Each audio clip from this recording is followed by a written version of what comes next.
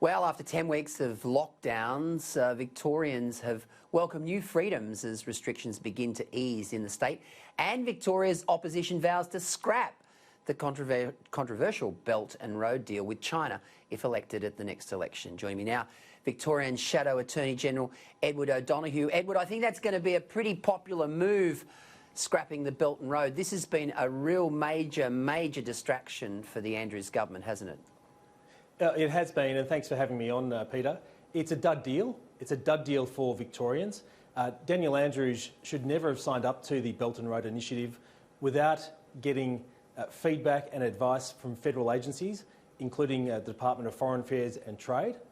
His arrogance saw him go ahead and sign that deal without any regard for the advice or the risks that are contained within that deal. As I say, it's a dud deal for Victorians, and if elected, a Michael O'Brien government will scrap it. And Edward, we've even got fractures within the Labor Party within Canberra at a federal level. I mean, we've had a conga line of senior federal Labor Party politicians criticise the deal. I mean, has Andrews got a tin ear on this? No one in the Labor movement wants a bar of this deal except Daniel Andrews and his acolytes in the Victorian government.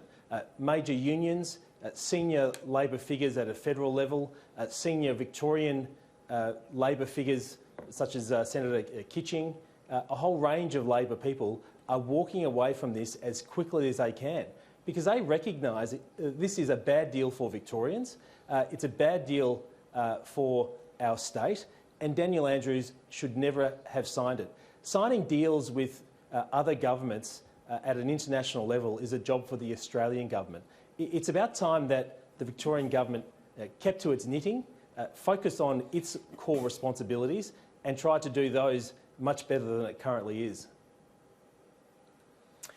Now, of course, we're seeing the easing of restrictions across the nation, particularly in New South Wales. I think the Labor states of Victoria and Queensland much more slowly off the mark. In fact, here in Queensland, the Premier here copping a lot of flack for keeping the borders closed. How's the general mood in Victoria on the basis that, you know, you guys have been probably the slowest of all the states to ease restrictions? I think the great frustration many Victorians have felt is just a lack of clarity and a lack of leadership about the recovery and the process of recovery under the Andrews government. We've had fresh restrictions on working from home, clamped down on Victorians just over the weekend. The state of emergency extended for another 3 weeks, and those impositions are having a significant impact on jobs and on the economy in Victoria.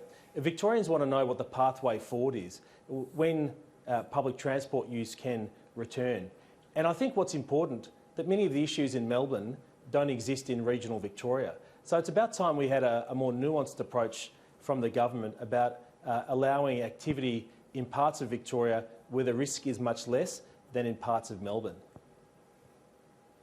I think that's a really good point, Edward. I mean, this one-size-fits-all approach, it's not going down well in regional areas. And, of course, our core constituency, our core viewership is in those regional areas. You just mentioned the crackdown over the weekend. We had 10 young fellows skateboarding fined a total of $16,000, $1,600 each for flouting the current restrictions. I mean, 4 times more than New South Wales, the amount of fines in Victoria. 6,000 people have been fined in Victoria, 3 times as many as in Queensland. I mean, you're loath to sort of criticise police because they have a job to do, but it seems you guys have got the best cops in the world when it comes to enforcing restrictions down there. Well, I think the great challenge for police is we've had the Premier with his very tight sound bites, his strong absolute statements, and then the actual regulations don't reflect what he's saying. They're much more nuanced, much more complicated. It's created enormous confusion for the Victorian community, but also for police. I mean, imagine being a police officer trying to enforce these restrictions when you have the Premier saying one thing and the rules saying another. So I think that's been the cause of more infringements being issued in Victoria compared to other states. This enormous confusion about what people can do and what people can't do. And perhaps, Peter, the best example of that was the poor young woman and her mother fined for going Yes. for a driving lesson. I mean, what an absolute joke. Yeah, it was crazy. Doing the right thing, practising their driving, not risking the health and safety of anyone, and given a fine. What a joke, and just symbolic of the confusion around what is allowed and what is not. And we had the NRL kick-off over the weekend. No crowds. You've got? When does the AFL kick off? Is it next weekend? Next weekend. So weekend after. So Victorians are looking forward to the footy being back, being able to watch our teams for round 2 finally to come around. So that'll be fantastic, and really looking forward to that occurring. Great to see you tonight, Edward. Thanks for joining us. Thanks for having me. All the best.